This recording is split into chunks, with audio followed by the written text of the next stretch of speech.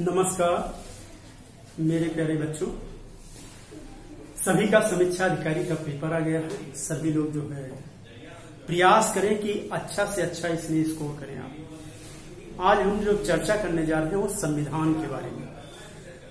संविधान कई बार आप लोग पेपर में भी पढ़ते हैं, कुछ करंट से जुड़े हुए चीजें आप देखते हैं, तो ये ध्यान रखना कि संविधान से क्या क्या क्वेश्चन आ सकते हैं महत्वपूर्ण, वैसे इसको जो है हम बहुत कम समय में चर्चा आपसे कर रहे हैं। तो सबसे पहले हमने लिखा है संविधान का निर्माण। अब निर्माण से एक क्वेश्चन आ जाता है, क्या क्या आपको इसमें देख के जाना है। तो निर्माण में आपको देख जाना है कि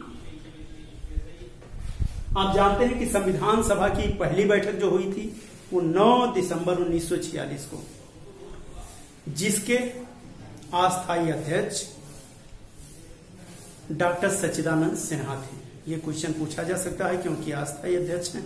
ये भी पूछा जा सकता है कि संविधान का उद्घाटन किसने किया था, तो आपको याद रखना है कि सच्चिदानंद सिन्हा, ये पूछा जा सकता है। कई बार निर्माण में ये भी पूछा जा सकता है कि कैबिनेट मिशन कब आया और उसकी क्या योजनाएं थी। तो कैबिनेट मिशन 1946 में आए। उसके कहते हैं अध्यक्ष कौन थे, तो कैबिनेट मिशन के अध्यक्ष थे sir Patrick Lawrence. Sir Patrick Lawrence.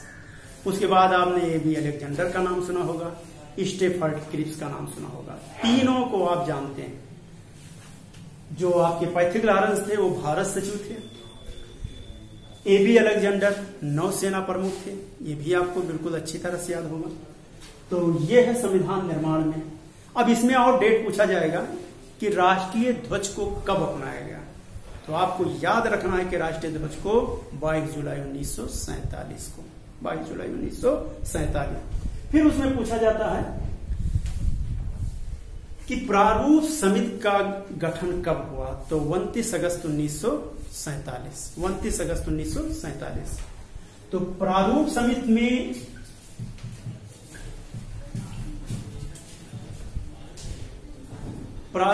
में जो है इसके अध्यक्ष पूछा जाएगा, तब आपको भीमराव अंबेडकर बताना है। भीमराव अंबेडकर। इसमें कितने सदस्य थे? 7 सदस्य थे, ये भी याद रखना है। भीमराव अंबेडकर से एन गोपाल स्वामी अयंगर, कृष्णा स्वामी अय्यर, डीपी खेतान, और उसके बाद जो है आपके के.एम. मुंशी का नाम आपने सुना होगा। तो इस तरह से इसमें कुल सदस्यों की संख्या 7 थी। टी.टी. कृष्णाचारी का नाम आपने सुना होगा। तो इस तरह से इसमें 7। अब उसके बाद और आगे बढ़ेंगे तो आप देखे होंगे कि संविधान कब बनके तैयार हुआ। तो संविधान बनके तैयार हुआ और वो जो है 26 नवंबर 1949 को अंगीकृत, अधिनियमित और आत्मार्पित कर दिया गया। ये तीनों पूछा जाता है डेट कि भारत का संविधान कब अंगीकृत, अधिनियमित और आत्मार्पित किया गया। तो ये याद रखना 26 नवंबर 1949। 26 नवंबर 1949। फिर है कि भारत का संविधान कब लागू हुआ, तो 26 जनवरी 1950। ये रहा आपका निर्माण। ज्यादा हम निर्माण पे समय नहीं ले रहे हैं, निर्माण बहुत ज्यादा है। फिर उसके आ जाता है संविधान के स्रोत। तो स्रोत में आप लोग क्या करना है कि कुछ चीजें याद रखनी चाहिए, छोटी छोटी चीजें। अगर संसदीय शासन प्रणाली आ रहा है तो आपको ब्रिटेन लगाना है। एकल नागरिकता आ रहा है तो आपको ब्रिटेन। विधि का शासन, कानून का शासन, राष्ट्रपति की संवैधानिक स्थिति और मंत्रिमंडलीय शासन प्रणाली, ये सब आपके ब्रिटेन से लिया गया था। अमेरिका से हमने मौलिक अधिकार, न्यायिक पुनर्विलोकन, उपराष्ट्रपति का पद ये लिया था। और स्रोत में ही नीति निर्देशक तत्व से जो है आपका आयरलैंड से प्रभावित है। समवर्ती सूची जो थी आपकी वो आपका ऑस्ट्रेलिया से। कहां से? ऑस्ट्रेलिया से। तो ये है आपके स्रोत। अब आ जाता है प्रस्तावना से क्वेश्चन क्या पूछा जा सकता है। तो इसमें पूछा जा सकता है कि प्रस्तावना को किसने संविधान की आत्मा कहा है। प्रस्तावना को किसने संविधान की आत्मा कहा है, तो याद रखना है ठाकुर प्रसाद भार्गव ने प्रस्तावना को संविधान की आत्मा कहा। प्रस्तावना को संविधान की आत्मा कहा है। ये हम जो है पूरा कोर्स कवर करने का प्रयास कर रहे हैं कि जो है जो मेन है वो आपसे यह रहे। फिर दूसरा पूछा जाएगा कि प्रस्तावना को किसने संविधान का अंग माना है, तो वहां पे आपको केशवानंद भारती याद रहना चाहिए कि केशवानंद भारती के केस में उनका जो है अभी हाल ही में देहांत भी हुआ है। तो केशवानंद भारती ने प्रस्तावना को संविधान की आत्मा कहा। अब इसके बाद जो है कहा जाता है कि किसने इसको जो है अर्ध संघात्मक की संज्ञा दी है, तो केसी बैर का नाम आपने सुना होगा, वो भी आप बता सकते हैं। भीमराव अंबेडकर ने इसको सबसे एक महत्वपूर्ण दस्तावेज या पवित्र दस्तावेज के रूप में उल्लेख किया है। भीमराव अंबेडकर ने ये पवित्र दस्तावेज है। अब आ जाइए कि ये पूछा जाता है कि नागरिकता जो है भारतीय संविधान के किस भाग में रखा गया है, तो नागरिकता भारतीय संविधान के भाग 2 में रखा गया है। किसने भाग में? भाग 2 में। यह अनुच्छेद जो है वो 5 से 11 है। अनुच्छेद बहुत पूछा नहीं जाता है कि 5 में नागरिकता, 6 में पाकिस्तान से जो भारत चले आए, 7 में भारत से जो पाकिस्तान चले गए, 8 में वह व्यक्ति जिनका उद्भव भारतीय से संबंधित है या भारतीय मूल के हैं और विदेशों में रह रहे हैं, तो इस तरह से 8, 9 में यदि कोई व्यक्ति दूसरे देश की नागरिकता ग्रहण कर लेता है तो उसकी नागरिकता स्वतः समाप्त हो जाएगी। और 11 में नागरिकता अधिनियम 1955 के अनुसार 5 प्रकार की नागरिकता दी गई है। वो 5 कौन है? जन्म के आधार, वंश के आधार, देशीकरण के आधार, पंजीकरण के आधार पर, भूमि अर्जन के आधार पर। तो ये आपका रहा नागरिकता। अभी इधर हाल ही में जो है कुछ आप देखे होंगे कि नागरिकता काफी चर्चा में था। तो ये है कि 31 दिसंबर 1914 के पहले जो चाहे वो अफगानिस्तान से हो, बांग्लादेश से हो, पाकिस्तान से हो, जो हिंदू हैं, यदि वो भारत में चले आए हैं तो उनको नागरिकता दे दी जाएगी। फिर आपके दिमाग में आता होगा कि कुछ अल्पसंख्यक हैं। अल्पसंख्यक कौन कौन से हैं? तो उसमें आप जानते हैं कि जैन हैं, बौद्ध हैं, मुस्लिम हैं, सिख, ईसाई, पारसी, ये सब बौद्ध, ये जो है अल्पसंख्यक माने जाते हैं। अल्पसंख्यक की भारतीय संविधान में परिभाषा नहीं दी गई है, लेकिन हमारा सुप्रीम कोर्ट ने जरूर कहा है कि इसको राष्ट्रीय स्तर पर होना चाहिए, राष्ट्रीय स्तर पर होना चाहिए। अब आ जाओ जो है मौलिक अधिकार। मौलिक अधिकार जो है ये आर्टिकल 12 से और 35 तक है। 12 में राज्य की परिभाषा, 13 में विधि, तो ये सब परिभाषा ज्यादा पूछा नहीं जाता है। इसमें जो पूछा जाएगा मौलिक अधिकार में, वो इस बार जो है चर्चा में जो है क्या पूछा जा सकता है मौलिक अधिकार के बारे में? मौलिक अधिकार के बारे में यह पूछा जा सकता है कि अभी 10% का जो आरक्षण दिया गया है वो भारतीय संविधान के किस अनुच्छेद में इसका जो है आर्थिक शब्द जोड़ के इनको जो है दिया गया है? तो सभी याद रखना है कि आर्टिकल 15 और आर्टिकल 16 है, ये उसके 6वें भाग में संशोधन करके इसको जो है 10% इकोनॉमिक वीकर सेक्शन के रूप में दिया गया है। याद रहेगा? ठीक। तो इस तरह से ये आ जाता है। इसमें आपके कई प्रावधान मिलेंगे। ये पूछा जा सकता है, अगर आरक्षण की बात है तो 2-4 बातें और जो है इसमें आ सकता है। क्या बातें आ सकती हैं कि आरक्षण जैसे कह दिया जाए कि प्रथम पिछड़ा वर्ग आयोग का गठन कब किया गया? तो प्रथम पिछड़ा वर्ग आयोग का गठन काका कालेलकर के उसने 1955। काका कालेलकर का नाम सुने होंगे। दूसरा आपने बीपी मंडल का नाम सुना होगा, ये भी। फिर आपने इसमें 27% आरक्षण, ये भी नाम सुना होगा। तो ये रहा आपका जो है 15-16 से संबंधित। और अस्पृश्यता या छुआछूत 17 में अक्सर पूछ लिया जाता है। उसके बाद मौलिक अधिकार में आपके जो क्वेश्चन बनेंगे वो एक आर्टिकल 29-30 पूछा जाता है। 29 में क्या पूछा जाएगा? 29 में यह पूछा जाता है कि जो अल्पसंख्यक हैं वो अपनी भाषा, लिपि और संस्कृति बनाए रख सकते हैं, ये उनका मौलिक अधिकार है। 30 में क्या पूछा जा सकता है कि यदि अल्पसंख्यक हैं तो अल्पसंख्यक का मतलब ये हुआ कि ये अपने कहीं भी शिक्षण संस्थान खोल सकते हैं। कौन? अल्पसंख्यक शिक्षण संस्थान खोल सकते हैं। कौन? अल्पसंख्यक। याद रहना चाहिए, वो 30 में बात की गई। बहुत ज्यादा हम आपको जो है दिखा भी नहीं रहे हैं, बस थोड़ा थोड़ा हिंट कर रहे हैं कि ये आप टॉपिक तैयार करके जाएंगे तो आपके क्वेश्चन गलत नहीं जाएंगे।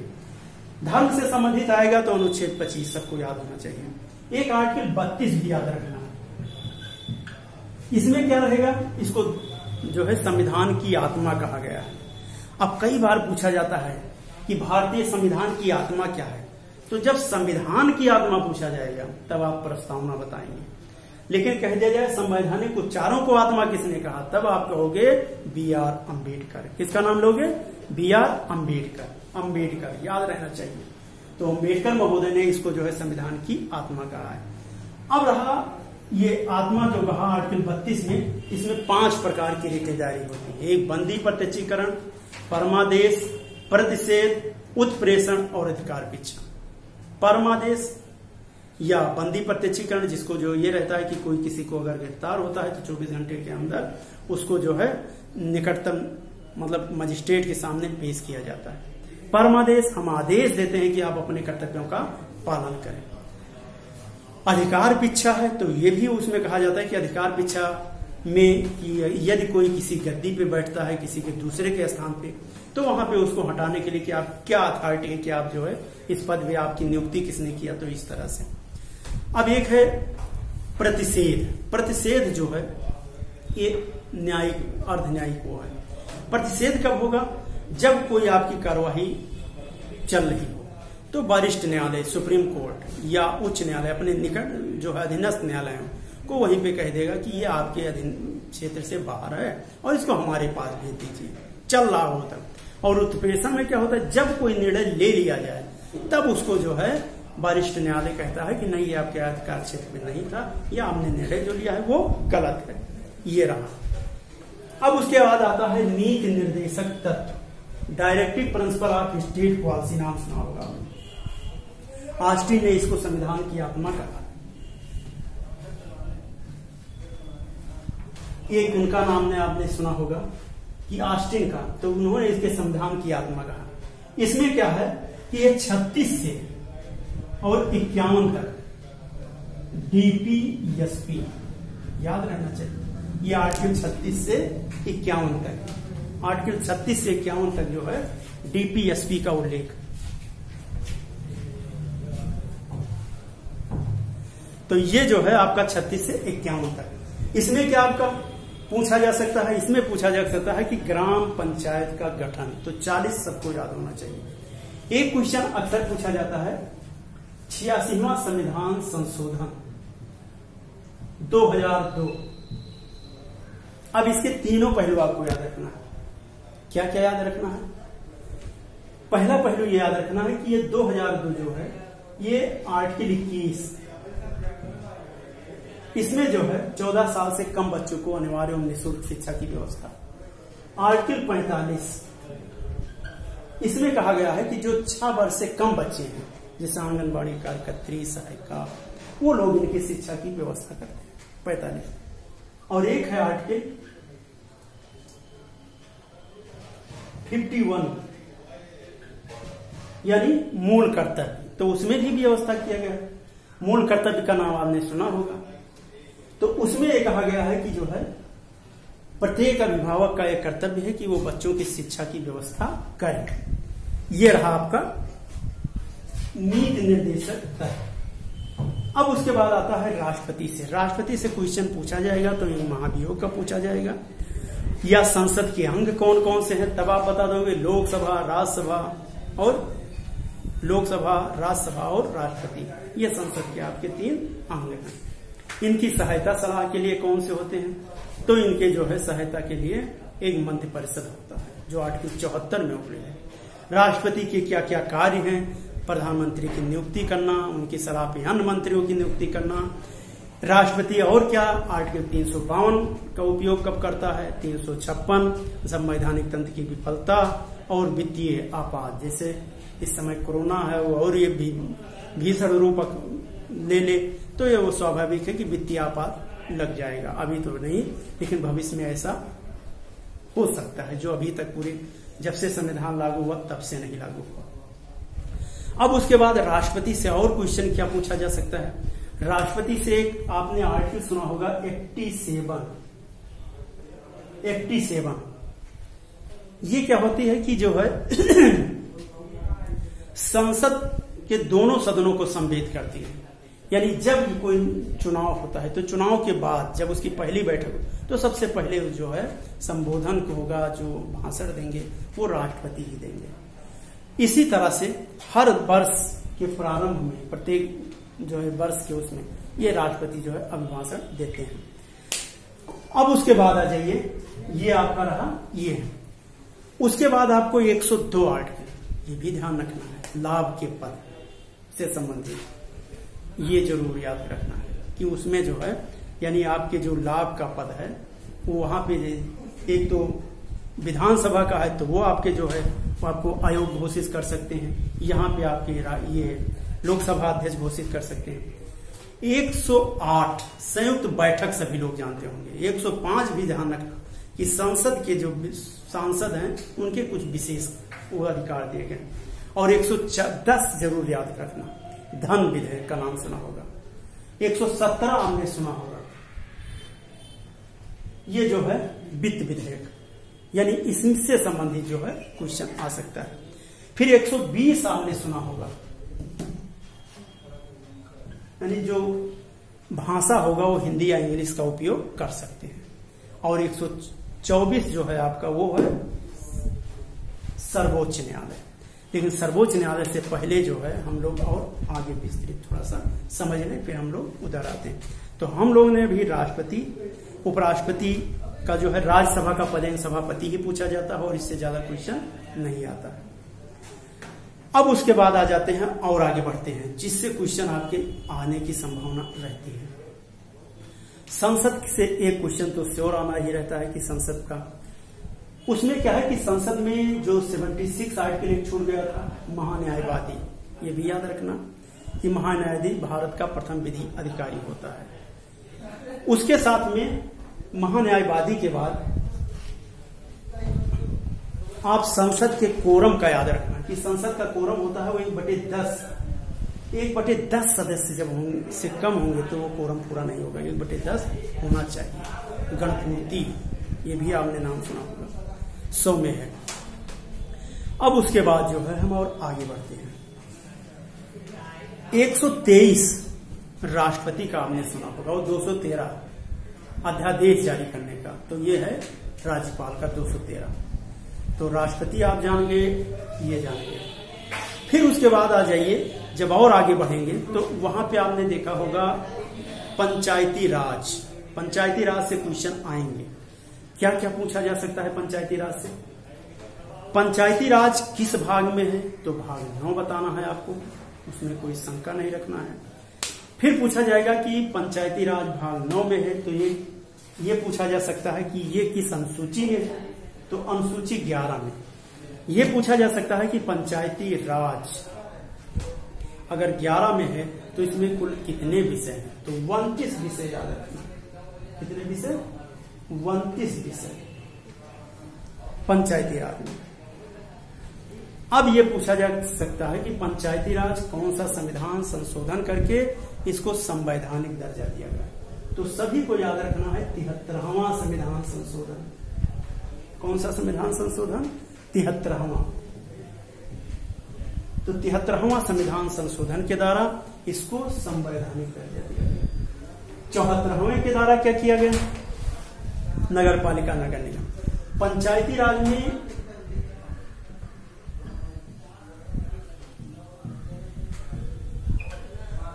राज में जो है ये महात्मा गांधी की देन है, जो आर्टिकल 40 में उसका उल्लेख किया गया है। इसमें पंचायती राज में एक बलवंत राव मेहता का मिलान करने के लिए आएगा कि बलवंत राव मेहता कब गठित की गई? तो 1957। ये याद होना चाहिए। उसके बाद पूछा जाता है अशोक मेहता, ये 3 स्तरीय थी बलवंत राव मेहता की। फिर आता है अशोक मेहता समिति, तो ये 2 स्तरीय है, अशोक मेहता समिति। अब उसके बाद अशोक मेहता के बाद जो और नाम आते हैं, थुंगन समिति 1988 में, ये भी डेट याद रखना। एमएल सिंघवी समिति 1986 में, GVK राव समिति 1985 में। तो ये आपके जो हैं डेट जब याद रहेगा तो ये आप उसको आसानी से कर लेंगे। 24 अप्रैल का डेट भी याद रखना चाहिए। 1993 से लागू हुआ है पंचायती राज व्यवस्था। तो पंचायती राज व्यवस्था बहुत अच्छी तरह से, इधर कुछ क्वेश्चन यहां से उठ सकते हैं। कहां से? संविधान संशोधन से। संशोधन में आपने देखा होगा कि 100वां जो है बांग्लादेश से है, 100वां संविधान संशोधन। 101 ये जीएसटी से है, याद भी होगा आपको जीएसटी। 102 ये ओबीसी को है संवैधानिक दर्जा दिया गया है। 103 ये इकोनॉमिक वीकर सेक्शन,